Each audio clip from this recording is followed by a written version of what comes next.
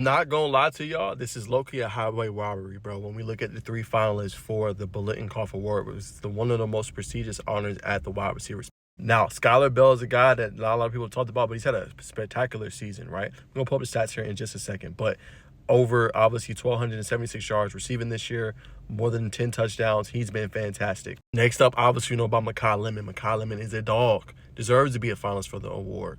But there is going to be some that are not in favor of Jeremiah Smith being on this list. Here's why. Now, when we break down this list, I think Danny Scudero kind of got robbed a little bit, right? Now, obviously, he don't play for no big-time team. He playing for San Jose State out in California, but he's been one of the best receivers all season long, right? 1,234 yards receiving, 10 touchdowns, 84 catches, right? We know about Skylar Bell. He's one of the only receivers with over 100 catches this season for UConn, right? And like I said, he's been turning up with his 13 touchdowns this year, right? And Mekhi Lemon is another dude that I think deserves to be on that list with 78 catches, 1,124 yards, and 10 tubs, right? But Jeremiah Smith, we know he's a star in the sport, right? We know he's a big-name brand, right? We know he got all the sponsorships, all NIL, all that good stuff. Well-deserved. He deserves to be in that position, in that element, in my humble opinion.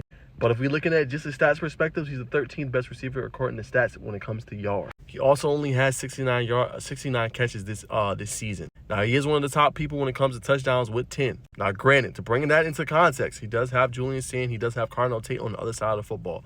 Ohio State does spread the ball around a good bit as well. So that also plays a factor. I also will say for Jeremiah Smith, in his defense, he has missed some games this season, so that also affects his stats just a little bit. But I think also was robbed, I think should be on this list as well, as Chris Brazel II. Again, now, he had a great start early on into the season. He's kind of tapered off just a little bit, but I think he deserves to be in that list as well, man. He's one of the most electrifying receivers we have in the sport. I think he definitely deserves to be a finalist as well, man. I think they should move the award to at least like 4 finalists, I think. Similar, I think Heisman has like 4 or 5. They should make this Biletnikoff 4 finalists, in my opinion, because I feel like Chris Brazel II and I feel like Danny Scudero are obviously missing out on this list. Now, if you want to include Jeremiah Smith, I get it. We know what he means to the sport, but at the same time, the stats do say otherwise. You do also have to play into account the injury. But that's just my stats. That's just my thoughts on it. I definitely think those two deserve to be on this list as well. They've had stellar seasons for their programs. They've been phenomenal all year long. And they're the reason why their programs are where it's at, right?